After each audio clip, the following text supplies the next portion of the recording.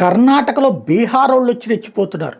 2 రోజులలో 2 సంఘటనలు పట్టపగలు దోపిడీ. తుపాకీతో కాల్చి లేదా తుపాకీల్ని అడ్డుపెట్టి. నిన్ననే బీదర్లో జరిగింది చూసాం.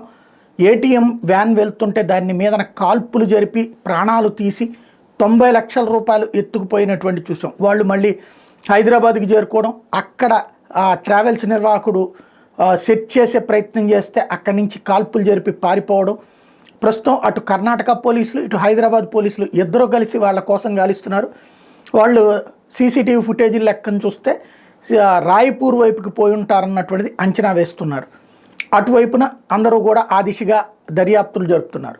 అది ఒక పక్కన మర్చిపోకముందే మరొక సంఘటన పట్టపగలు ఈవేళ ఉదయం కర్ణాటకలోని కోటేకర్ బ్యాంక్ దగ్గర జరిగినటువంటిది.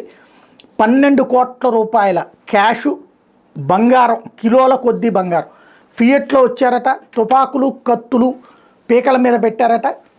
అందరి దగ్గర నుంచి లాక్కుని పోయారట. మొత్తం బ్యాంకులో ఉన్నటువంటి క్యాషు, నగలు